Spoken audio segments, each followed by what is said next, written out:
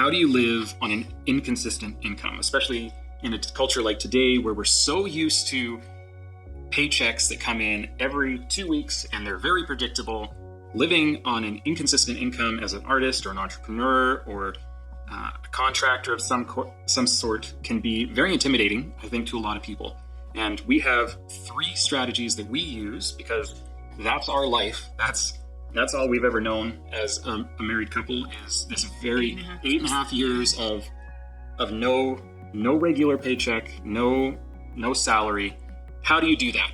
How do you survive like that? We have 3 strategies that we use to make it not scary, so that it doesn't have to be this. It actually can be very stable, right? Yeah, it can be very stable if you're doing it right. Instead of riding this wave of, feast and famine, there's ways to stabilize it out, and we do that in 3 different ways. So way number 1 is? So living below your means. And for the first stretch, as you're trying to get a business started, trying to get things going, you just have to tighten your belt a bit and just... you really don't know what you're going to be making yet, right? You might get a $10,000 contract in your first month and think, wow, we're going to, this is great.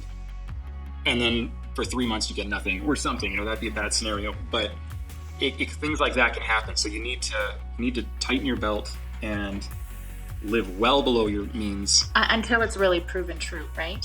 And being careful you don't get a really good paying job and then assume that's going to be what's going to. And being very conservative as you up how much of your paycheck you're willing to spend, right? How much you get paid, how much of that you're willing to spend. You need to be very conservative as you move forward with that. So that leads us into strategy number 2 that we use, which is... So this one is huge as far as creating that stability, and it's really taking the average of what you make in a year on an average year, or what you are thinking is a really good potential, like not just a guess, but like a really good potential, and you divide that by 12, and then that becomes your monthly income. So then you live on that regardless of what you're bringing in the month. Your budget stays exactly the same every month, right?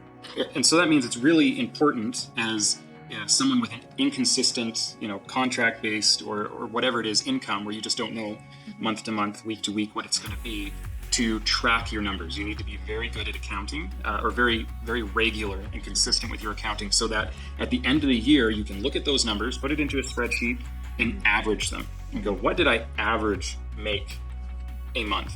And then look at which months were better, which seasons were better. Was it the first part of the year? Was it the summer? And then you can kind of start to get an idea when the income's coming in and what you need to do. And as you go forward, right, year to year, you'll start to get a better and better idea of what that average is and what the trajectory is, whether it's going up or down. And Yeah, and I was just going to say, not just even accounting is really important when you're doing your own business, but budgeting and actually setting boundaries for yourself as far as, this is what I'm going to spend on groceries. This is what I'm going to spend on clothing. This is what I'm going to spend on gas.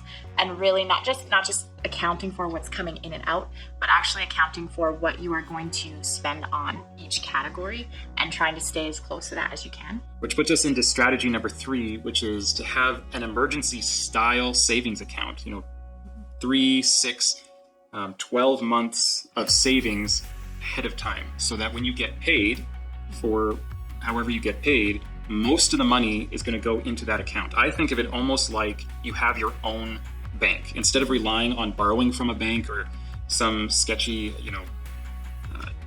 what do they call those things? They're like these little shops where you can go in and get a terrible loan, right? A paycheck early.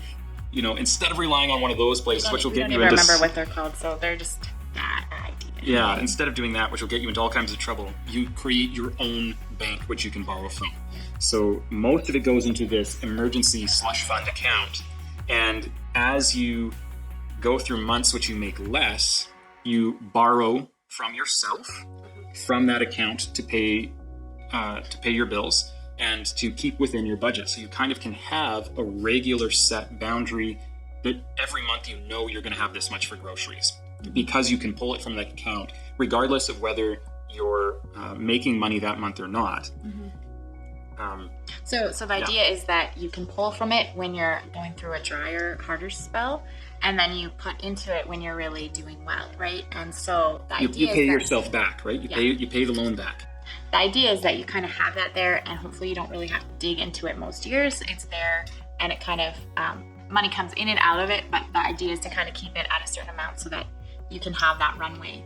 And that takes out a huge amount of stress in terms of... A huge amount of stress, because you're not really spending the paycheck that comes in. When somebody pays you, you're not really spending that. You're spending the money that you made 6 months ago or 12 months ago, right?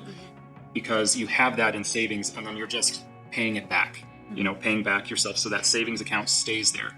And then you can, as you get better at your business, you can conservatively increase what your budgets are if you feel like you need to, to free yourself up and maybe, not live quite as tightly. And the easiest way we found to do that is with a software called You Need a Budget. We really, really love that software.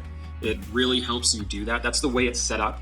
It's perfect for entrepreneurs, artists, people who have inconsistent incomes, because that has that slush fund, that emergency fund concept built into the software. It's essentially like you're saving things forward, right? So when you don't spend it, it saves forward. Yeah, that's huge. Every budget category becomes a savings account, which you could do in a spreadsheet. I could put that together, but it would be a pain. It would be a real pain, and I'd be constantly worried that I'd be messing it up somewhere.